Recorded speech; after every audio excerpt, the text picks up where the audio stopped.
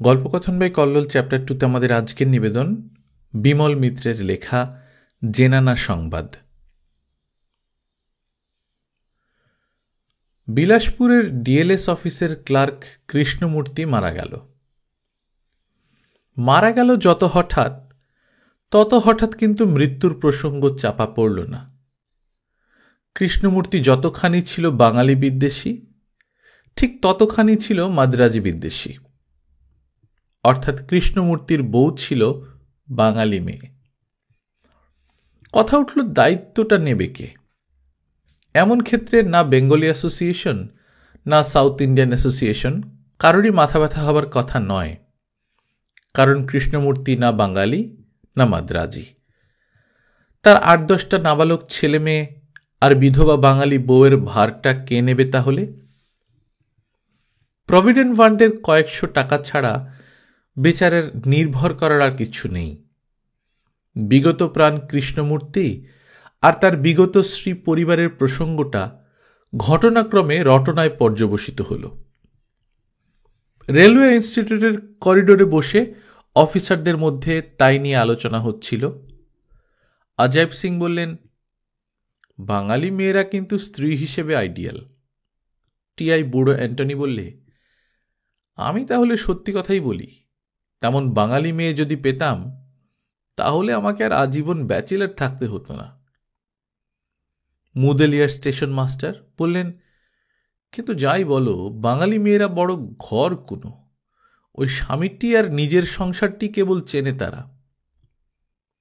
সোনপার সাহেব সিন্ধি, প্রথম পক্ষের স্ত্রী ছিল বাঙালি, গান জানত, শান্তিনিকেতনে পড়া, বললেন, আপনার কথায় আমার আপত্তি আছে মুদেলিয়ার গারু।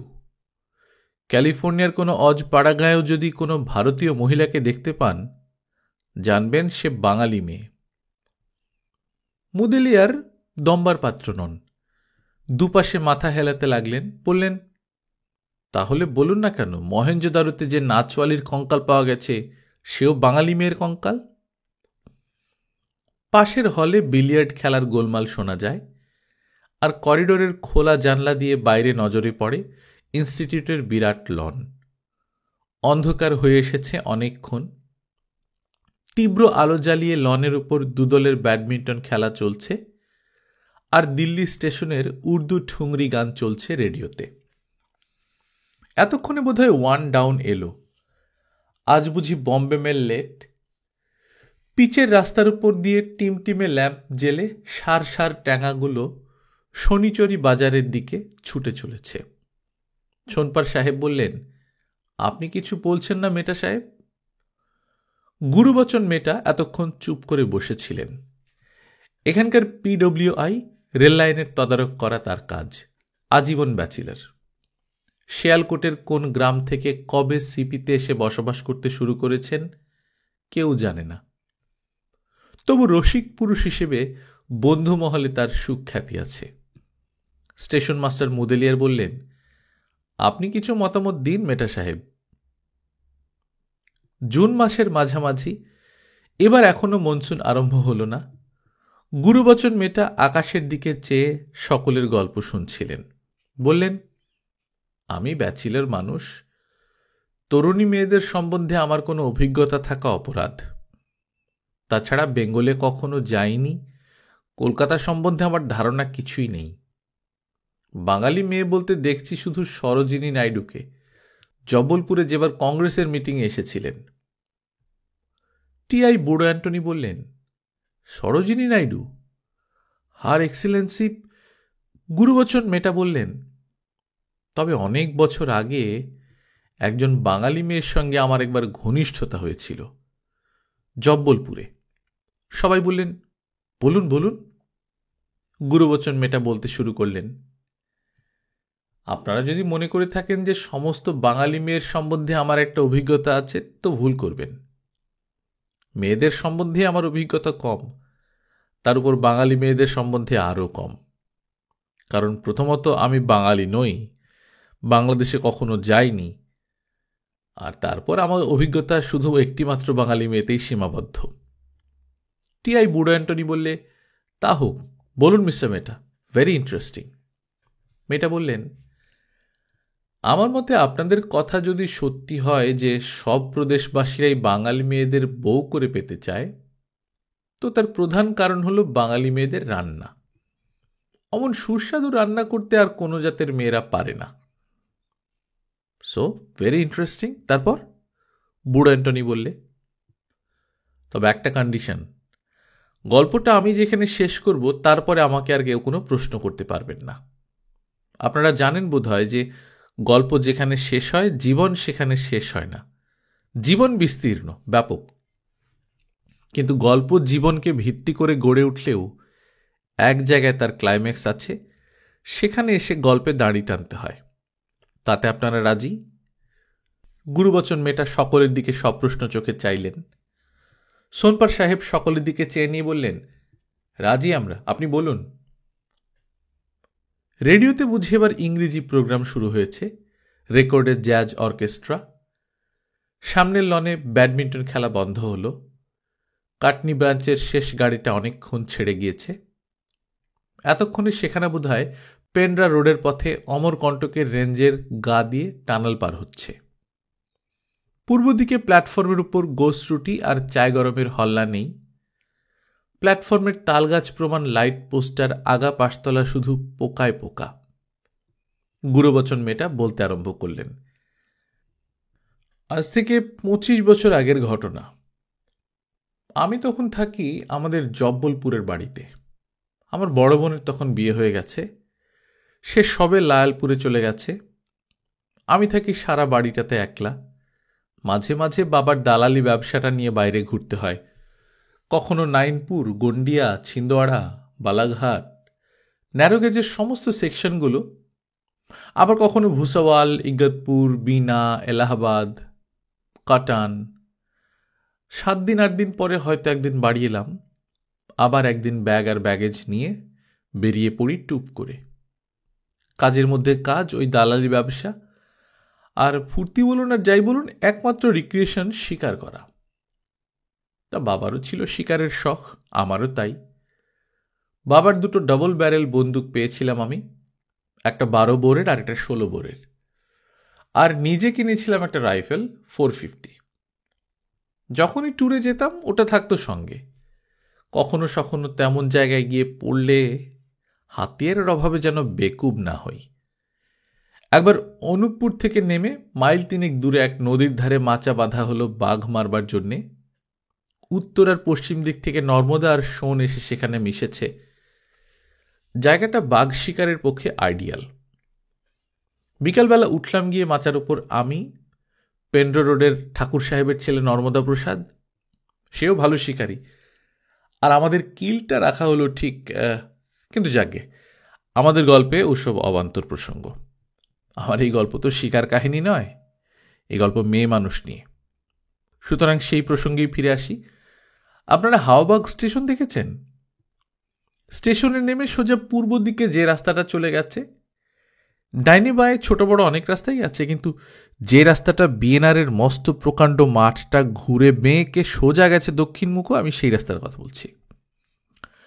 এখন অবশ্য অনেক বাড়ি হয়েছে ওখানে, রেফিউজিরা ভিড় করেছে, আশেপাশের জলাজমিগুলো ভরাট হয়ে গেছে, কিন্তু ও তল্লাট অমন ছিল না।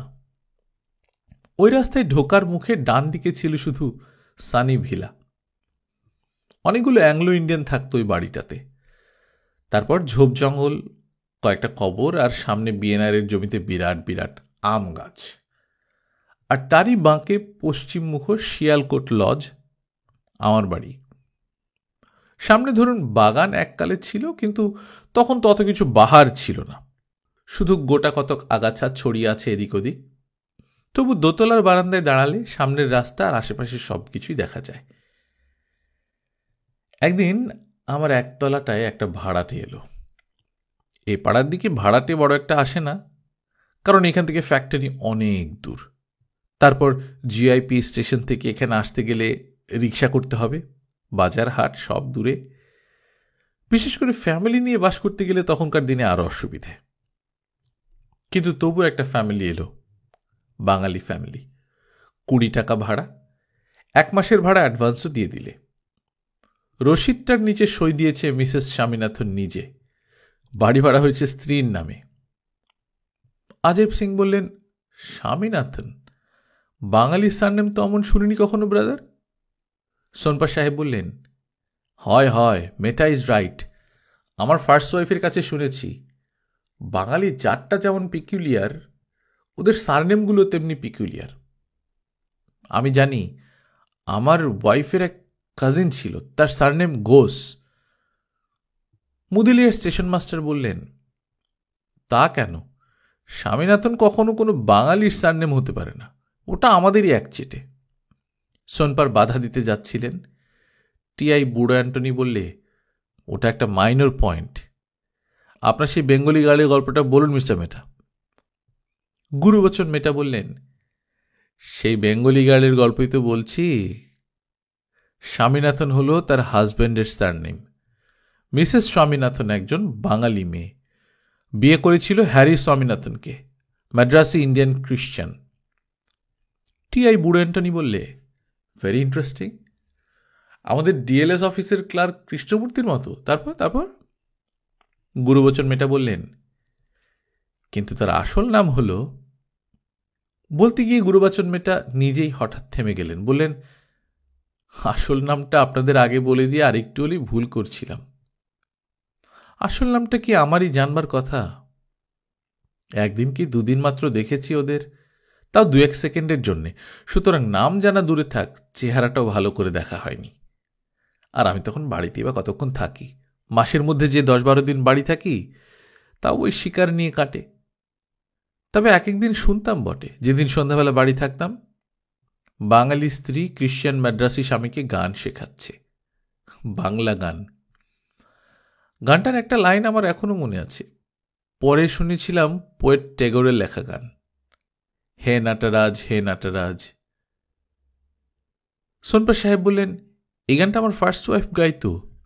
বেঙ্গলিদের টিউন ভেরি পিকুলিয়ার। তারপর শুনুন, একদিন সাইকেল নিয়ে চৌকে গেছি কি কিনতে, দেখা হলো সুবাদার কেদার সিং এর সঙ্গে। কেদার আমায় জিজ্ঞেস করলো, তোমার বাড়িতে একতলায় নতুন ভাড়াটে এসেছে দেখলাম, নতুন জানা না? আমি বললাম, হ্যাঁ, এক মাদ্রাসি ফ্যামিলি। মাদ্রাসি নয়, আমি চিনি ওকে, চাই বাসায় থাকতো ওর বাবা, ফরেস্ট অফিসার। ওর নাম মিস সুজাতা দাস, ওর বাবা ছিলেন মিস্টার দাস, রইস আদমি, খানদানি বংশের লোক। কিন্তু সঙ্গের ওই লোফারটা কে? আমি বললাম, ওর হাজব্যান্ড হ্যারি স্বামীনাথন। সুবাদার কেদার সিং বললে, শেষকালে কিনা ওর সঙ্গে বিয়ে হলো। ওর সঙ্গে বিয়ে হওয়াটা যেন সুবেদার সাহেবের মনোপুত নয়। সুবেদার সাহেবের কাছে শুনলাম মেয়েটি নাকি ভারী খুবসুরত ছিল আগে, ভারী বলিয়ে কইয়ে নাচিয়ে গাইয়ে। চাইবাসার সব লোকই নাকি ভালোবাসত সুজাতাকে। বড় লোক বাপ, ঘোড়া ছিল, মোটর ছিল, আবার মাঝে মাঝে সাইকেলও চড়ত। কখনো পরত শাড়ি, কখনো শেরওয়ানি, কখনো সালোয়ার, কখনো পরত 14 হাত মাদ্রাজি শাড়ি কাঁচা কুঁচা দিয়ে, আবার কখনো পরত স্রেফ ব্রিচেস আর নেকটাইয়ের সঙ্গে ট্রাউজার শার্ট। আমারও দেখে মনে হলো ভারী মজবুত গড়নের মেয়ে। ভৈষের দুধ, ঘি আর মাঠা না খেলে অমন চেহারা হয় না। তার উপর তাকত আছে, মেহনত আছে, মোটর চালানো, ঘোড়ায় চড়া, সাইকেল পেটা। সেদিন প্রথম আলাপ হলো। সন্ধে তখনও হয়নি। হরিশঙ্কর রোডে গিয়েছিলাম বিল কালেকশনে। মহাসামুন্দিরের PWI শুক্লাজি ছাড়ল না। একটা বুল ডিয়ার মেরে নিজের ট্রলি করে রায়পুর পৌঁছে দিয়ে গেল। তারপর সেটা নিয়ে গন্ডিয়া জাংশনে ন্যারোগেজ ট্রেন ধরে সন্ধ্যের কিছু আগে আমার শিয়ালকোট লজে এসে পৌঁছলাম। এবার বাড়িতে প্রায় দিন 20 গড়হাজির ছিলাম। আমার চাকর আমার আগে আগে বুল ডিয়ারটা নিয়ে ঘরে গেছে। আমি ধীরে সুস্থে আস্তে আস্তে আসছি। কদিনের ঘোরাঘুরিতে বেশ পরেশান হয়েছিলাম। দীনদয়ালকে বলে দিয়েছিলাম মাঠা যেন তৈরি রাখে, গিয়েই এক গ্লাস খেয়ে নেব। কিন্তু গেট দিয়ে ঢুকতেই দেখি মিসেস স্বামীনাথন বাইরে দাঁড়িয়ে আছেন। আমি কাছাকাছি আসতেই দুহাত কপালে জোর করে ঠেকিয়ে সেলাম করলে। বললে, জয় রামজি কি। তারপর সামনে এসে দাঁড়াতেই বললেন, আপনি শিকারপ্রিয় লোক আমি জানতাম না। আগাগোড়া ক্রেপ সিল্কের বুটিদার শাড়ি ব্লাউজ মিসেস স্বামীনাথনের পরনে, জরিদার একজোড়া পা ঢাকা চটি, দুদিকের ব্লাউজের নিচ থেকে সমস্ত হাত দুটো মাসলওয়ালা। মোদ্দা কথা, আমাদের গুজরানওয়ালা লাহোরের মেয়েদের পর্যন্ত হারিয়ে দিতে পারে পাঞ্জায়, এমন তাকতওয়ালা জেনানা। দেখে তাজ্জব হয়ে গেলাম। তারপর আমার হাত থেকে বন্দুকটা নিয়ে রীতিমতো বাগিয়ে ধরলে, বললে, 16 বোরের বন্দুক ব্যবহার করেন আপনি? বললাম, 3 রকমই আছে, যখন যেটা সুবিধে সেইটা নিই। মিসেস স্বামীনাথন বললে, আমার আর আপনার দেখছি একই, হল্যান্ড অ্যান্ড হল্যান্ড। আপনি কি কার্ট্রিজ কেনেন? তার কিছু ঠিক নেই। আজকে বুলডিয়ারটা বেরিয়েছি বাক শটে, যখন যেটা সুবিধা হয়, কখনো এলজি কখনো এসজি। Alpha max? তারও কোনো ঠিক নেই, তবে আলফা ম্যাক্সই আমি পছন্দ করি। মিসেস স্বামীনাথন বন্দুকটা নিয়ে নাড়াচাড়া করছে, ট্রিগার টিপছে, কাঁধের উপর রেখে এইম করছে। হঠাৎ লক্ষ্য করলাম বাঁ হাতের কোড়ে আঙুলটা যেন জখম হয়ে আছে, আঙুলটা কাটা। দীনদয়ালকে দিয়ে দোস্তালি সকলের কাছে কিছু কিছু মাংস পাঠিয়ে দিলাম, সুবেদার কেদার সিংয়ের কাছে, এতোয়ারিতে মুন্সিজির কাছে, আর অনেকের কাছে। আর পাঠালাম একতলায় মিসেস স্বামীনাথনের কাছে। সেই দিন থেকে ঘনিষ্ঠতা শুরু হলো। সকালবেলায় সাইকেলে চড়ে মিসেস স্বামীনাথন যখন বাজার করে ফেরে তখন বেশ দেখায়। পিঠে বেনি ঝুলিয়ে দিয়েছে, সিল্কের ঢিলে পায়জামা, গায়ে একটা জুট সিল্কের ঢিলে পাঞ্জাবি, আর সামনের বেতের বাস্কেটের মধ্যে আলু, ভিন্ডি, পারবল আর ভাজি, এইসব। হঠাৎ সেদিন আমাকে নেমন্তন্ন করে বসল মিসেস স্বামীনাথন। গড়িঘাট থেকে গ্রিন পিজন মেরে এনেছে 2-3 ডজন। নতুন বটফল পাকতে শুরু করেছে, বর্ষা শুরু হয়ে গেছে কিনা। বললে, আজ সকাল সকাল হ্যারি টাউনে বেরিয়ে গেছে, হাতে কাজ ছিল না, বেরিয়েছিলাম আমার বন্দুকটা নিয়ে। মতলব ছিল ডাক মারবার, কিন্তু আজ সন্ধ্যে 7টায় আসছেন তো? হ্যারিকে বলেছি, সেও আসবে তার আগেই। সেদিনকার নেমন্তন্নটা বিশেষ করে মনে আছে, এই 25 বছর পরেও, কারণ অমন মাংসের রোস্ট জীবনে আর খেলুম না, আর খাবও না। শুনেছিলাম মিসেস স্বামীনাথন নিজে রান্না করেছিল। সন্ধ্যে 7টার সময় নেমন্তন্ন, কিন্তু সেদিন মনে হয়েছিল পৃথিবীতে 7টা বুঝি আর বাজে না, কারণ তখন দীনদয়ালের রান্না খেয়ে খেয়ে আমার অরুচি হয়ে গিয়েছে। আর তাছাড়া গ্রিন পিজনটা বরাবরই আমার প্রিয় খাদ্য, তার কাছে কোথায় লাগে মাটন, কোথায় ফাউল। যাই হোক, ঘড়ির কাঁটায় 7টা বাজার সঙ্গে সঙ্গে আমি একতলায় গিয়ে হাজির। মিসেস স্বামীনাথন সেদিন পুরোপুরি বাঙালি সাজে সেজেছিল। একটা পিককের গায়ের রঙের মতো ব্রাইট জর্জেট শাড়ি, ফিগারটাকে লেপ্টে জড়ানো, আর চিতাবাঘের মতো ডোরা ডোরা ছিটের ব্লাউজ কাঁধ পর্যন্ত, তার নিচেই বাচ্চা হরিণের মতো নরম মোলায়েম 2টি হাত। বন্দুক হাতে যে মিসেস স্বামীনাথনকে দেখেছি, গুজরানওয়ালার মেয়েদের মতো কর্কশ কঠিন, কি জানি কেমন করে কেউটে সাপের ফনার মতো হাতের মাসলগুলোকে সেদিন সে লুকিয়ে ফেলেছে। আমি যেতেই পর্দা সরিয়ে এসে অভ্যর্থনা করলে, বললে, আসুন মেটাজি। বললাম, মিস্টার স্বামীনাথন কোথায়? হ্যারি এখনই এসে পড়বে, বোধহয় কোনো কাজে আটকে পড়েছে। সেলসম্যানের কাজ তো, বড় বিশ্রী কাজ, প্রত্যেককে প্লিজ করতে করতে অস্থির। টেবিলের সামনে মুখোমুখি বসলাম দুজনে। বললাম, ওর ব্যবসা তো অনেক ভালো, আর আমাদের দেখুন, মাসের মধ্যে 15 দিন বাইরে বাইরে ঘুরতে হয়, শরীরের আর কিছু থাকে না। মিসেস স্বামীনাথন বললে, তা হোক, কিন্তু হ্যারি যে বাইরেই যেতে চায় না। বিয়ের আগে ওর ভালো একটা চাকরি ছিল, 600 টাকা মাইনে পেত। সে চাকরি ছেড়ে দিয়ে এখন এই মোটরের সেলসম্যানশিপ ধরেছে। কত বলি একটু বাইরে ঘোরাঘুরি করো, তা যাবে না। আমাকে ছেড়ে বাইরে গিয়ে একটা রাত কাটাতে পারে না, এমন ঘর কোনো। হেসে বললাম, সে তো যে কোনো স্ত্রীর পক্ষেই ঈর্ষার বিষয় মিসেস স্বামীনাথন। কিন্তু 600 টাকার চাকরিটা ছাড়লেন কেন? আজকালকার বিজনেসের বাজার যেরকম। না ছেড়ে উপায় ছিল না মেটাজি। তখন এমন ব্যাপার হয়ে পড়েছিল, চাকরি তো চাকরি, হ্যারির জীবন নিয়ে টানাটানি। আমার রীতিমতো ভয় হয়ে গিয়েছিল। কেন? হয়তো আত্মহত্যা করে বসত, বলা তো যায় না। কেন কেন? আত্মহত্যা করবার কি হয়েছিল? মিসেস স্বামীনাথন বললে, হ্যারির পাগলামির কথা তো সব জানেন না। পুরুষ মানুষ যে অমন সেন্টিমেন্টাল হতে পারে তা হ্যারির সঙ্গে মেশবার আগে পর্যন্ত আমিও জানতাম না। জানেন, 3 বার সুইসাইড করতে গিয়েছিল। কেন? আশ্চর্য হয়ে গিয়েছিলাম আমি। আমার সঙ্গে বিয়ে হবে না বলে। হাসতে হাসতে মিসেস স্বামীনাথন বললে। তারপর বললে, আমরা হলাম গোড়া হিন্দু বাঙালি। বাবা সাহেবী খানা খেলেও হিন্দুয়ানি আমাদের বংশের রক্তের মধ্যে শেকড় বসিয়েছে। আর তাছাড়া তখন আমার হাতে চা খেতে বিসিএস থেকে শুরু করে আইসিএস পর্যন্ত 5-6 জন ক্যান্ডিডেট 30-40-50 মাইল দূর থেকে মোটর ড্রাইভ করে রোজ সন্ধে আমাদের বাড়ি আসছে। আর হ্যারি ভারী তো 600 টাকা মাইনের মার্কেন্টাইল ফার্মের অ্যাকাউন্টেন্ট। আমাকে কিনে বিয়ে করবার সাধ তার। সেন্টিমেন্টাল না তো কি বলবো কি বলুন? বেশ আগ্রহ হচ্ছিল গল্প শুনতে। মিসেস স্বামীনাথনের গল্প বলবার সময় ঠোঁটের যে অপূর্ব ভঙ্গি হচ্ছিল, তাতে সেন্টিমেন্টাল হ্যারি কেন, যে কোনো পুরুষের আত্মহত্যার ইচ্ছে হওয়াটা অস্বাভাবিক নয়। বললাম, তারপর? খিলখিল করে হেসে উঠল বাঙালি মেয়ে মিসেস স্বামীনাথন। বললে, তারপর তো দেখছেনই, এখন মিসেস স্বামীনাথন হয়েছি, কিন্তু হ্যারি অমনি ছাড়েনি। অমন নাছরবান্দা পুরুষ মানুষ আমি দুটো দেখিনি মেটাজি। এই দেখুন না, বলে হাতের কাটা আঙুলটা দেখালে উঁচু করে। বললে, সারা শরীরে আমার খুঁত নেই কোথাও, অন্তত আমার অ্যাডমায়াররা তাই বলতো, কিন্তু সারা জীবনের এই খুঁতটি আমায় করে দিয়েছে হ্যারি। গল্প আরও জমে উঠেছে। বললাম, কেন? হঠাৎ হাত ঘড়িটার দিকে চাইলে মিসেস স্বামীনাথন।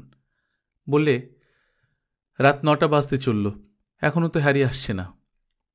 বললাম, আমার কোনো অসুবিধা হচ্ছে না মিসেস স্বামীনাথন? তা হোক, কতক্ষণ আর অপেক্ষা করা যায়? আসুন আমরা আরম্ভ করে দিই। হ্যারি নিশ্চয়ই কোনো কাজে আটকে গেছে। তারপর শুরু হলো ডিনার। অপূর্ব রান্না, অপূর্ব তার টেস্ট। জীবনে সেই ডিনারের কথা আর কোনোদিন ভুলব না। খেতে খেতে আমাদের গল্প চলতে লাগলো। বললাম, তারপর বলুন। মিসেস স্বামীনাথন বললেন, সেদিনের ঘটনাটা বলি। মজুমদার আসবার কথা আছে দীপেন কুমার আর অলোকের। কিন্তু বলা নেই কওয়া নেই, হ্যারি দুপুরবেলা বাড়িতে এসে হাজির ওর মোটর বাইক নিয়ে। অফিস থেকে পালিয়ে এসেছে হ্যারি। যেতে হবে শিকারে। ঠিক ছিল ফিরে আসব সন্ধ্যের আগে, কিন্তু হলো না। নোয়ামুন্ডির জঙ্গলে গোটা কতক তিতির মেরে ফিরে আসছি। হ্যারি বললে, বড়বিল সাইডিংয়ের ধারে একটু বিশ্রাম নিতে। বিশ্রাম আর নেব কি বলুন? নোয়ামুন্ডি থেকে চাইবাসায় আসতে ইঞ্জিন চালাতেও হবে না, এমন ঢালু রাস্তা। শুধু চেপে বসলেই হলো, এমন গড়ানে। তবু হ্যারি নাছোড়বান্দা, বললে একটু বিশ্রাম করতেই হবে। সেখানেই বসে হ্যারি কাণ্ডটা বাঁধালে। বললাম, কোন কাণ্ড? মিসেস স্বামীনাথন আমার প্লেটের দিকে তাকিয়ে বললেন, আপনি আরেকটু দো পেঁয়াজি নিন মেটাজি, আপনার হয়তো লজ্জা হচ্ছে। খানিক পরে আবার বলতে শুরু করলে। সেখানে বসে আমরা চা পান শেষ করলাম। তারপর বোধহয় একটু ক্লান্তি এলো হ্যারির শরীরে। ও শুয়ে পড়ল আমার কোলে মাথা রেখে। তাতেও দোষ ছিল না, কারণ কোলটা আমার হলেও কেউ না কেউ শোবার জন্যই তো হয়েছে ওটা। সুতরাং আমি আপত্তি করিনি। কিন্তু বিপদ ঘটল তারপর। হ্যারি বললে, আমি যদি হ্যারিকে বিয়ে না করি তো ও আত্মহত্যা করবে। তা কি করে হয় বলুন? আমরা হলাম হিন্দু বাঙালি, আর হলো মাদ্রাজি ক্রিশ্চিয়ান। আর তাছাড়া মজুমদারকে প্রায় একরকম কথা দেওয়াই হয়ে গেছে। কিন্তু হ্যারি বললে, আমার কোলে শুয়েই সে আত্মহত্যা করবে, আমাকে না পেলে নাকি ওর মরাই ভালো। তো ভালোই, কি বলুন? কিন্তু আমার সামনে তো আর আমার কোলে শুয়েই বা আত্মহত্যা করা কেন? আড়ালে করলেই তো চুকে যায় ঝঞ্ঝাট। আপনাকে আরেক স্লাইস রুটি দেব? খানিক থেমে মিসেস স্বামীনাথন আবার আরম্ভ করলে। আমি বিরক্ত হয়ে কোল থেকে হ্যারির মাথাটা দিলাম সরিয়ে।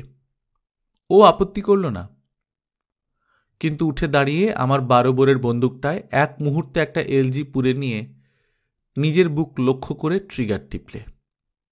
সঙ্গে সঙ্গে, আপনি আরেকটু কারি নিন মেটাজি, কিছুই খেলেন না দেখছি। বললাম, হ্যাঁ সে থাক, আপনি বলুন তারপর কি হলো?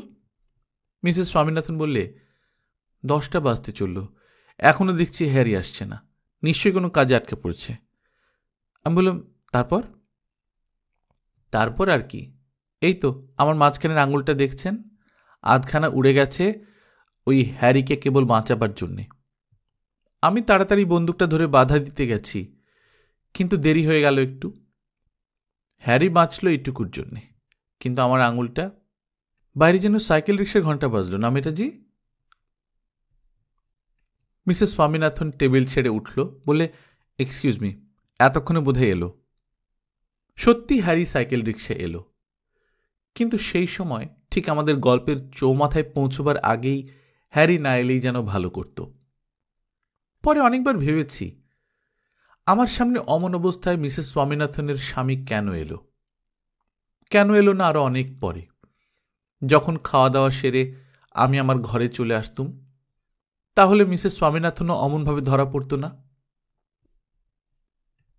সেই রাত্রে মিসেস স্বামীনাথনের যে ব্যবহার দেখেছিলাম তা জীবনে ভুলব না, আর সে ব্যবহার করল কিনা আমারই উপস্থিতিতে। রিকশার ভাড়া চুকিয়ে দিয়ে মিসেস স্বামীনাথন মাতাল হ্যারিকে পেছন থেকে ধরে নিয়ে এলো ঘরের মধ্যে। হ্যারি তখন বেশ টলছে, দাঁড়াবার ক্ষমতা নেই ভালো করে। আমাকে চিনতে পেরে হ্যারি বললে, হ্যালো বয়। তারপর কি একটা বেয়াদবি করতেই মিসেস স্বামীনাথন এক কাণ্ড করে বসল। দেখলাম মিসেস স্বামীনাথনের শরীরে আবার সেই কর্কশ কাঠিন্য ফুটে উঠেছে। চিৎকার করে উঠল, স্কাউন্ড্রেল! তারপর হ্যারির চুলের মুঠি ধরে সে কি ঝাঁকুনি। অচৈতন্য হ্যারির চেতনা ফিরিয়ে আনবার অনেক চেষ্টা হল। শেষে আমার দিকে একবার কাতর চাউনি দিয়ে হ্যারিকে বেডরুমে নিয়ে যাবার চেষ্টা করলে। পাশের ঘরে যেতে যেতে হ্যারি আমার দিকে ফিরে বললে, chair you boy, chair you. তখনও বাকি ছিল পুডিং আর কফি। আমার ডিনার শেষ হল না। মিসেস স্বামীনাথনকে সেই অপ্রস্তুত অবস্থা থেকে বাঁচাবার জন্যে আমি নিঃশব্দে ওপরে আমার ঘরে চলে এলাম। মনে হল মিসেস স্বামীনাথনের অপমান যেই করুক, তা দাঁড়িয়ে দেখাও যেন অপরাধ। টিআই বুড়ো অ্যান্টনি বললে, সো ভেরি ইন্টারেস্টিং। তারপর মিস্টার মেহতা? মুদেলিয়ার বললে, ড্রাঙ্কার্ডস আর অলওয়েজ স্কাউন্ড্রেলস। ঠিকই হয়েছে। সোনপা সাহেব বললেন, বাজে কথা, আমি তো বরাবরই ড্রিঙ্ক করি, তবে মডারেট ডোজে। কিন্তু আমার ফার্স্ট ওয়াইফ কখনো আপত্তি করেননি, বরং। মুদেলিয়ার বললেন, তা তো করবেই না। আমি শুনেছি বেঙ্গলি গার্লরা কলকাতার হোটেলে পাবলিকলি স্মোক আর ড্রিঙ্ক করে। সোনপা সাহেব বললেন, I take serious objection to it. TI Antony বললে, চুপ করুন আপনারা। তারপর বলুন মিস্টার মেহতা। গুরুবচন মেহতা আবার বলতে শুরু করলেন। বিলাসপুর রেলওয়ে কলোনি তখন নিস্তব্ধ। রাস্তার আলোগুলো চুপচাপ প্রহরীর মতো ঠাঁয় দাঁড়িয়ে। শুধু বিলাসপুর ইয়ার্ডে শান্টিংয়ের শব্দ মাঝে মাঝে আকাশকে চমকে দেয়। আর এই ইনস্টিটিউটের ভেতর বিলিয়ার্ড খেলা তখন বন্ধ হয়ে গেছে। শুধু দিল্লির রেডিওতে তখন দরবারি কানাডার খেয়াল ধরেছে কোনো ওস্তাদজি। মেটাজি বললেন, তার কিছুদিন পরে হঠাৎ একদিন দেখা হয়ে গেল মিস্টার স্বামীনাথনের সঙ্গে বাড়ির বাইরে। আমি ট্রেন থেকে নেমে কিংসওয়েতে খেতে গেছি। রাত্রের খাওয়াটা ওখানেই সেরে নেওয়ার মতলব, কারণ ট্রেন লেট ছিল, আর এত রাত্রিতে আবার দীনদয়াল কেন কষ্ট করবে। হঠাৎ দেখি হ্যারি স্বামীনাথন দূরে একটা টেবিলে বসে আছে, সঙ্গে আরেকটি মেয়ে, বাঙালি নয়, অ্যাংলো ইন্ডিয়ান। আমাকে দেখতে পেয়েই হ্যারি নিজের বোতল আর গ্লাসটা হাতে নিয়ে উঠে এলো। এসে আমার সামনের চেয়ারেই মুখোমুখি বসল। বলে, গুড ইভিনিং বয়। দেখলাম নেশা বেশ হয়েছে এবং ক্রমে আরও হবার আশা আছে। আমার খাওয়া প্রায় শেষ হয়ে গিয়েছিল। বললাম, আমি উঠি। সে কি, একটু খাবেন না? আমার আপত্তিতে হ্যারি আর বেশি পিড়াপিড়ি করল না। বলে, ভালো কথা, একটা কথা আপনাকে প্রায়ই জিজ্ঞেস করব ভাবি। কি কথা? এই যে রাত্রে বাড়ি ফিরে সুজাতার সঙ্গে আমি প্রায় ঝগড়া করি, আপনি টের পান? কি যে ওর স্বভাব মশাই, সকলে সব জিনিসে রস পায় না। তা না পাক, ধরুন আমার মদ খেতে ভালো লাগে, সুজাতার ভালো লাগে না। তোমার ভালো লাগে না, তুমি খেও না, কিন্তু আমি যদি খাই তুমি বাধা দেবার কে? ঠিক কিনা বলুন? এই নিয়েই এখন রোজ রাত্রে মশে আমাদের ঝগড়া হয়। বললাম, এবার তাহলে উঠি। কিন্তু আপনি তো উত্তর দিলেন না। কিসের উত্তর? ওই যে আপনি টের পান কি না? কেন বলুন তো? আমি পেলেই বা? সেই কথাটা সুজাতাকে একবার বোঝান দিকি। আমিও যত বলি মেটাজি টের পেলেই বা। সুজাতা বলে, তুমি শেমলেস হতে পারো, কিন্তু আমার লজ্জা করে। অর্থাৎ আমি যে মদ খাই এটা যেন দোষের না, দোষটা হলো আপনার টের পাওয়াতে। বললাম, মিসেস স্বামীনাথন যখন চান না তখন আপনি ওটা খান কেন? আপনি বুদ্ধিমান হয়ে এই কথা বলছেন? হ্যারি বোতল হাতে নিয়ে সোজা হয়ে দাঁড়ালো। তারপর বললে, আপনি আমাদের হিস্ট্রি কিছু জানেন না। আমি 600 টাকার চাকরি ছেড়েছি সুজাতার জন্যে, জানেন? নইলে আজ আমি মোটর গাড়ির পেটি সেলসম্যান। 3 বার সুইসাইড করতে গেছি, 3 বার সুজাতা আমাকে বাঁচিয়েছে। ও কি আমায় কম ভালোবাসে ভেবেছেন? ওর সব ভালো। অমন সত্যি স্ত্রী পাওয়া কম সৌভাগ্যের কথা। এক রাত্রির আমি পাশে না শুলে ওর ঘুম আসে না। আমি যেমন ওর জন্য চাকরি, আমার সব ত্যাগ করেছি, ও আমার জন্য ওর বাবার প্রচুর সম্পত্তি স্যাক্রিফাইস করেছে। শেষে মজুমদারকে এড়াবার জন্য আমার সঙ্গে পালিয়ে এসেছে। অমন একনিষ্ঠ ভালোবাসার তুলনা হয় না মেটাজি। কিন্তু ওর ওই এক দোষ, আমার মদ খাওয়া মোটে পছন্দ করে না। কিন্তু ন্যান্সিকে দেখুন, ওই যে বসে আছে। দূরের টেবিলে বসা অ্যাংলো ইন্ডিয়ান মেয়েটিকে দেখালে হ্যারি। বললে, ওই ন্যান্সিকে দেখুন, ওকে আমি যত খাওয়াবো তত খাবে, একবারও না বলবে না। ও এক পিপে মদ খাওয়ালে খেতে পারে। সুজাতাকে কত বলেছি খেতে, কিছুতেই খাবে না। মাতাল দেখলে 100 হাত দূরে পালিয়ে যাবে। ওদের আর সব ভালো মশাই। বাঙালি মেয়েরা ওই এক ব্যাপারে ভারী কনজারভেটিভ। সেদিন অনেক কষ্টে মাতালের হাত থেকে ছাড়িয়ে বাড়ি আসতে পেরেছিলাম। দেখেছিলাম আমি চলে আসতেই হ্যারি আবার ন্যান্সির টেবিলে গিয়ে বসল। কিন্তু বাড়ি এসে একটু সকাল সকাল শোয়ার ব্যবস্থা করছি। রাত তখন প্রায় 11টা হবে। হাওয়াবাগের এদিকটা সন্ধ্যে থেকেই অবশ্য নিরিবিলি হয়ে যায়, আর ক্লান্তও ছিলাম খুব। দীনদয়াল এসে খবর দিলে একতলার মেম সাহেব সেলাম দিয়েছে। অত রাত্রেই গেলাম নিচে। মিসেস স্বামীনাথন একলা আমার জন্য অপেক্ষা করছিল। বললে, এবার আপনি অনেকদিন বাইরে ছিলেন মেটাজি। বললাম, আমার ব্যবসায় শুধু ওই ঘোরাই সার, লাভ বিশেষ কিছু নেই। কিন্তু মিসেস স্বামীনাথন কোথায়? মিসেস স্বামীনাথনকে বেশ চিন্তিত দেখলাম। বললে, সেই জন্যই তো আপনাকে ডেকেছি। বললাম, হয়তো কোনো কাজে আটকে গেছেন। না, কিন্তু কদিন থেকেই বেশি রাত্রে ফিরছে হ্যারি। দিন দিন ওর যেন অত্যাচারটা বাড়ছে। দেখুন না, 11টা বাজলো এখনো এলো না। আপনার সাইকেলটা একবার দিতে পারেন মেটাজি? আমারটা পাংচার হয়ে পড়ে আছে কাল থেকে। কিন্তু এত রাত্রে সাইকেল দিয়ে কি করবেন? আমি হ্যারিকে খুঁজতে যাব। এত বড় শহরে কোথায় খুঁজবেন তাকে? জব্বলপুরে যত মদের দোকান আছে সব জায়গায় খুঁজব। আজ একটা গাড়ি বিক্রি করবার কথা ছিল ওর, 5,000 টাকার কার। আজ কয়েকশো টাকা ওর হাতে আসবার কথা। সেই সকালবেলা বেরিয়েছে, নাওয়া নেই খাওয়া নেই। এরপর এত রাত হল। আপনি সাইকেলটা আনিয়ে দিন, আমি ততক্ষণে কাপড়টা বদলে নিই। বলে মিসেস স্বামীনাথন ভেতরে চলে গেলেন সেই মুহূর্তে। আমি দীনদয়ালকে ডেকে সাইকেলটায় বাতি জ্বালিয়ে দিলাম। খানিক পরেই মিসেস স্বামীনাথন বেরিয়ে এলো অপূর্ব পোশাক পরে। সেই রাত 11:30টায় মিসেস স্বামীনাথনের যে অপরূপ রূপ দেখেছিলাম তা জীবনে ভুলব না। সালোয়ার আর শেরওয়ানি পরা পাঞ্জাবি মেয়ে আমি হাজার হাজার দেখেছি, কিন্তু বাঙালি মেয়ে মিসেস স্বামীনাথনের সেই পোশাকে আমার ব্যাচেলর মনে সেই রাতে যে মোহ বিস্তার করেছিল তা অসহ্য।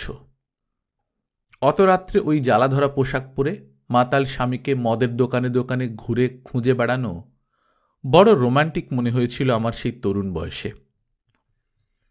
মিসেস স্বামীনাথন সাইকেলটা আমার হাত থেকে নিয়ে বললে, জেন্টস সাইকেল বললেই এই পোশাকটা পরলাম, এতে অন্য কোনো উদ্দেশ্য কিন্তু নেই আমার মেটাজি। আমি বললাম, এত রাত্রে নাই বা বেরোলেন মিসেস স্বামীনাথন? ভয়ের কথা বলছেন? মিসেস স্বামীনাথন হেসে উঠল, বললে, এর চেয়ে বড় অ্যাডভেঞ্চার কত আমাকে করতে হয়েছে। তাছাড়া আপনি মেয়ে মানুষ হলে বুঝতেন মেটাজি, হাজব্যান্ড যদি মনের মতো না হয়, তার চেয়ে বড় অশান্তি মেয়েদের জীবনে আর কিছু নেই। তারপর সাইকেলের প্যাডেলে একটা পা রেখে বললে, এছাড়াও আপনার 3 মাসের বাড়ি ভাড়া বাকি পড়ে আছে, টাকার অভাবেই দিতে পারা যায়নি। কথা ছিল এই টাকাটা পেয়ে ওটা মিটিয়ে দেব, কিন্তু আজ যদি সবটাই উড়িয়ে দেয়, কি সর্বনাশ হবে বলুন তো মেটাজি। হয়তো আমি গিয়ে পড়লে কিছু টাকা অন্তত বাঁচলেও বাঁচতে পারে। সাইকেলে উঠতে যাচ্ছিল মিসেস স্বামীনাথন। আমি বললাম, কিন্তু এমনও তো হতে পারে হ্যারি হয়তো মদের দোকানে নেই, অন্য কোথাও। কিংসওয়ে হোটেলে হ্যারি স্বামীনাথনকে যে অ্যাংলো ইন্ডিয়ান মেয়ে ন্যান্সির সঙ্গে মদ খেতে দেখেছি, সে কথাটা বলতে গিয়েও বলতে পারলাম না আমি। কিন্তু প্রখর বুদ্ধি মিসেস স্বামীনাথন আমার কথার তাৎপর্য ধরে ফেলেছে এক নিমেষে। কথাটা শুনে যেন হঠাৎ তার মুখ দিয়ে কোনো উত্তর বেরুল না, যেন নিজেকে তার পরাজিত মনে হল, কিন্তু তা মুহূর্তের জন্যে। বললে, আপনি যা ভাবছেন তা হতে পারে না মেটাজি, হতে পারে না, কখনো হতে পারে না। ওই হ্যারি 3 বার সুইসাইড করতে গিয়েছিল আমার জন্যে। ও জানে আমি ওর জন্যে কি না স্যাক্রিফাইস করেছি।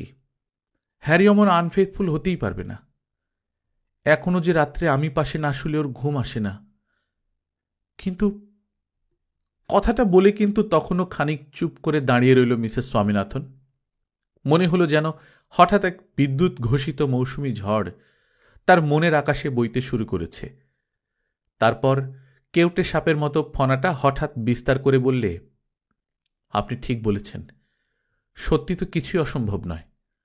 সাইকেলটা একবার ধরুন তো মেটাজি।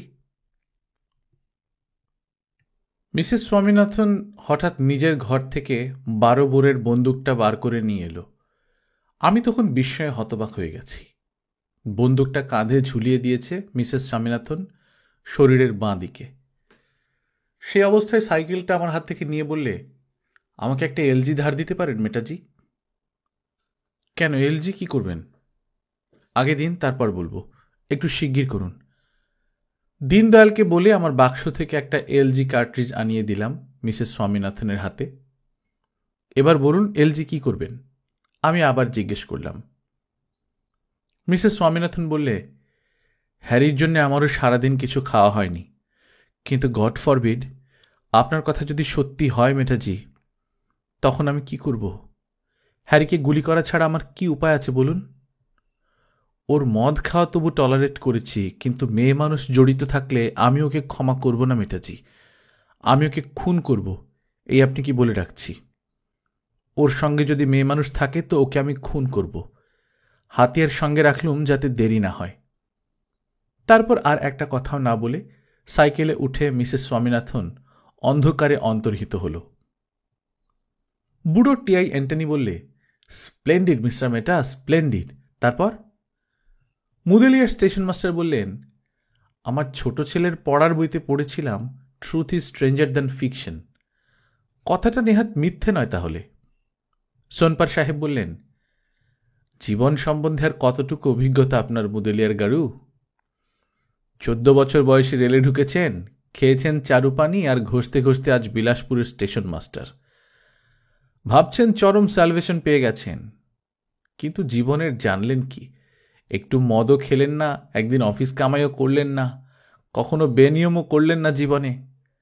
গুরুবচন মেটা বললেন, অন্য কথা থাক, গল্পটা শেষ করিনি, রাত অনেক হয়ে গেল। ইনস্টিটিউটের সমস্ত ঘর অন্ধকার। পেন্ডা রোডের দিক থেকে একটা মালগাড়ি ক্লান্ত গতিতে আসছে। দূরে লোকোশেডের দেওয়ালে ইঞ্জিন গর্জনের প্রতিধ্বনি বারবার রেল কলোনির নিস্তব্ধতা ভেঙে দেয়। প্ল্যাটফর্মের চায়ের দোকানটি পর্যন্ত এখন বন্ধ হয়ে গেছে। জুন মাসের মাঝামাঝি হয়ে গেল, কিন্তু মনসুন এখনো শুরু হল না। তারপর সেই রাত্রে ওপরে নিজের ঘরে শুয়ে শুয়ে অনেকবার ভেবেছি কিংসওয়ে হয়তো এতক্ষণে বন্ধ হয়ে গেছে, হ্যারি সেখানে নেই, হয়তো ন্যান্সির সঙ্গে রাস্তায় রাস্তায় ঘুরছে। কিন্তু বাঙালি মেয়ে মিসেস স্বামীনাথনের একই ভয়াবহ কাণ্ড। সারাদিন হ্যারির নাওয়া খাওয়া নেই, তাই মিসেস স্বামীনাথনও উপোস করেছে সারাদিন। তারপরে এই কাণ্ড উত্তেজিত অবস্থায় এত রাত্রে 12 বোরের বন্দুক আর ধার করা এলজি কার্ট্রিজ নিয়ে পরের সাইকেলে চড়ে স্বামীর খোঁজে মদের দোকান দেখতে যাওয়া। এ নিয়ে যদি কেউ গল্প লেখে তো মনে হবে গাঁজাখুরি, কিন্তু নিজের চোখেই তো দেখলাম। আমার মনে হলো আর কোনো দেশের মেয়েরা এমন করে এমন অবস্থায় বেরোতে পারত না, এক বাঙালি মেয়েরা ছাড়া। আর আমার নিজের জাত শিয়ালকোট গুজরানওয়ালার মেয়েদের কথা তো জানি, ওরা ওই দূর থেকেই যা। সে যাই হোক, সে রাত্রে অনেকক্ষণ বিছানায় শুয়ে শুয়েই জেগে থাকবার চেষ্টা করেছিলাম ওদের ফেরার খবর পাবো বলে। হ্যারি রাত্রে ফিরবেই এমন ধারণা আমার ছিলই। অ্যাংলো ইন্ডিয়ান মেয়ে ন্যান্সির সঙ্গে থাকলেই শুধু বিপদ ঘটবে তাও জানতাম, আর এও জানতাম যে হ্যারিকে খুন করতে পেছপাও হবার মতো মেয়ে মিসেস স্বামীনাথন নয়। কারণ হ্যারিকে মিসেস স্বামীনাথন যেমন করে গভীর ভালোবাসে, তেমন করে কজন মেয়ে মানুষ তাদের স্বামীকে ভালোবাসতে পারে? কিন্তু কোথা দিয়ে কখন সে রাত্রে চোখে ঘুম নেমে এলো টের পাইনি। পরের দিনও আবার সকাল হবার আগেই জব্বলপুর ছেড়ে ভোরের ট্রেন ধরে ভুসাওয়াল যেতে হলো। দিন কয়েক পরে যখন ফিরে এলাম শিয়ালকোট লজে, তখন সেই প্রসঙ্গ বাসি হয়ে গেছে। সুজাতা স্বামীনাথনকে দেখি সাইকেলে চড়ে বেতের বাস্কেটে করে বাজার করে আসে। তারপর হ্যারি স্যুটটাই পরে সাইকেল রিকশায় চড়ে কোথায় বেরিয়ে যায়, আবার ফেরে অনেক রাত্রে একটা টিম আলো জ্বালিয়ে সাইকেল রিকশায় চড়ে। সেদিন সেই রাত্রে তবে কি হ্যারিকে কিংসওয়েতেই পাওয়া গিয়েছিল? ন্যান্সি কি ছিল না সঙ্গে? আমার ব্যাচিলের মনে এইসব প্রশ্ন মাঝে মাঝে আলোড়ন করত। সেদিন সুজাতা স্বামীনাথন সোজা চলে এলো ওপরে আমার এলাকায়। বললে, একটা কথা আপনাকে বলতে এসেছিলাম মেটাজি। বললাম, বসুন, আমারও অনেক কথা আছে আপনার সঙ্গে, আপনারটাই আগে বলুন। সুজাতা বললে, তাই বলি, আপনার সেই এলজি কার্ট্রিজটা আমার কাছেই রয়েছে, কাজে লাগেনি। ওটা এখনো কিছুদিন থাক আমার কাছে, দরকার না হলে ফিরিয়ে দেব আপনাকে, আপত্তি নেই তো? বললাম, এবার আমার কথাটা বলি। সেদিন রাত্রে আপনাকে বন্দুক হাতে একলা ছেড়ে দিয়েছিলাম, পরে মনে হলো সঙ্গে গেলে হতো। ঝোঁকের মাথায় কি হয়তো করে বসবেন, দায়িত্ববোধ সম্বন্ধে আমার এখনো ভালো জ্ঞান হলো না। সুজাতা বললে, দেখুন, হ্যারিকে যদি আমি কোনোদিন খুন করি তো সে একা আমার দায়িত্বে। এ ব্যাপার সম্পূর্ণ আমার আর হ্যারির, এতে কোনো থার্ড পার্সন নেই। বললাম, আপনি কি সত্যি ও বিষয়ে সিরিয়াস? নিশ্চয়ই। আপনি জানেন না মেটাজি, আমি অন্য বাঙালি মেয়ের মতো মানুষ হইনি। আমার শিক্ষা দীক্ষা সব আলাদা। সেদিন রাত্রে হ্যারির খোঁজে বেরিয়েছিলাম আপনার সাইকেল আর এলজি নিয়ে, ভাববেন না ঠাট্টা করতে বা ভয় দেখাতে। আমি মনে প্রাণে বিশ্বাস করি হ্যারি কখনো বিশ্বাসঘাতকতা করতে পারে না। ওই মদের ওপরেই যা দুর্বলতা আছে ওর, আর কোনো কিছুতে নেই মেটাজি। হ্যারি মিছে কথা বলবার লোক নয়, কিন্তু যদিও। বললাম, সেদিন শেষ পর্যন্ত কোথায় দেখা পেলেন ওর? সুজাতা স্বামীনাথন বললে, ও বাড়ির দিকেই আসছিল। সারাদিন সেই মোটর বিক্রি নিয়ে এমন পরিশ্রম গিয়েছিল যে বাড়িতে এসে খাবার সময় পর্যন্ত পায়নি। তবে স্বীকার করলে যে মদ খেয়েছিল। এই নিন 4 মাসের বাকি ভাড়া, একটা রসিদ সময় মতো পাঠিয়ে দেবেন। কি জানি কেন তখনও সেই অ্যাংলো ইন্ডিয়ান মেয়ে ন্যান্সির কথাটা মুখ ফুটে বলতে পারলাম না। কিন্তু যাবার সময় সুজাতা বললে, কিন্তু এও বলে রাখছি মেটাজি, যদি কোনোদিন আমি চাক্ষুষ প্রমাণ পাই, সেদিন আমি হ্যারিকে আমার ওই 12 বোরের বন্দুকে এলজি লোড করে রেখেছি। ওকে আমি খুন করবই। আপনি সেদিন আমার প্রথম চোখ খুলিয়ে দিয়েছেন। আমি বললাম, না না, মাফ করবেন সুজাতা ভাই, আমি কিছুই জানি না, আমি কিছুই দেখিনি। সুজাতা স্বামীনাথন বললে, না, শুধু আপনি নন, আরও অনেকের কাছে আমি শুনেছি যে হ্যারিকে অ্যাংলো ইন্ডিয়ান মেয়েদের সঙ্গে নানান জায়গায় দেখা যায়। কিন্তু আমি নিজে যদি কোনোদিন নিজের চোখে দেখতে পাই তো খুন করব ওকে। আমি আমার বাবা মা ভাই বোন আর বাবার প্রচুর সম্পত্তি পায়ে ঠেলে শুধু ওর টানে চলে এসেছি। শেষকালে সেই হ্যারি যদি আনফেথফুল হয়, তাহলে সে আপনি ব্যাচেলর মানুষ ঠিক বুঝবেন না। ঈশ্বরের কি ইচ্ছে ছিল কে জানে, ঠিক তার পরদিনই সেই কাণ্ডটা ঘটল। সেদিনও জুন মাস, মনসুন আরম্ভ হয়নি। চুপচাপ ওপরের পশ্চিমমুখ বারান্দায় বসে আছি, কোনো কাজ নেই হাতে। সামনে বাগান পেরিয়ে বিএনআরের আমবাগানের দিকে চেয়েছিলাম। আস্তে আস্তে সন্ধে হয়ে এলো। দীনদয়াল এক গ্লাস ঠান্ডা মাঠা দিয়ে গেছে। তাও খাওয়া শেষ করে খালি গ্লাসটা পাশের চেয়ারের উপর রেখে দিলাম। সানিভিলার দিকে হাওবাগ স্টেশনে বুঝি কোনো মালগাড়ি এলো। ওদিকের আকাশটা ইঞ্জিনের ধোঁয়ায় কালো হয়ে আসছে। আমার সামনে বাগানের দিকে চেয়ে দেখলাম সুজাতা স্বামীনাথন সাইকেলে চড়ে চৌক থেকে ফিরল মার্কেটিং করে। ওপর দিকে চাইতেই দুজনে উইশ করলাম। তারপর আধ ঘন্টাও কাটেনি, দেখি একটা সাইকেল রিক্সা আসছে আমারই শিয়ালকোট লজ লক্ষ্য করে। দূরে থাকতে দেখতে পাওয়া যায়নি। গেটের মধ্যে সাইকেল রিক্সাটা ঢুকতেই নজরে পড়ল হ্যারি একলা নয়। প্রচুর মদ খাওয়ার জন্য নিজে একেবারে অর্ধবেহুশ, আর সেই সঙ্গে ন্যান্সি, অ্যাংলো ইন্ডিয়ান মেয়ে। সেও প্রকৃতিস্থ বলে মনে হল না। নিজের চোখকে যেন বিশ্বাস হল না। এখানে ন্যান্সিকে নিয়ে এলো কেন? তবে হয়তো ওর খেয়াল নেই। দুজনেই কিংসওয়ে থেকে বেরিয়ে কোথায় যেতে কোথায় চলে এসেছে। কিংবা হয়তো পুরনো রিক্সাওয়ালা রোজকার অভ্যাস মতো বাড়িতে নিয়ে এসেছে। ওরা দুজনে জানে না কোথায় কোন বাড়িতে এসে ওদের নামিয়েছে রিক্সাওয়ালা। উত্তেজনায় সমস্ত নার্ভ আমার শিথিল হয়ে এলো। এখনই যে বিপদ ঘটবে তা ওরা কেউ জানে না। অথচ কালকেও আমার কাছে সুজাতা স্বামীনাথন যে প্রতিজ্ঞা করে গেছে, ও মেয়ে তো সে কথা ভুলবার নয়। মাথা থেকে পা পর্যন্ত আমার থরথর করে কাঁপতে লাগল। মনে হলো এখনই একতলা একটা প্রচণ্ড শব্দ হবে, আর তারপর দুটো না হোক একটা লাইফ সঙ্গে সঙ্গে শেষ হয়ে যাবে।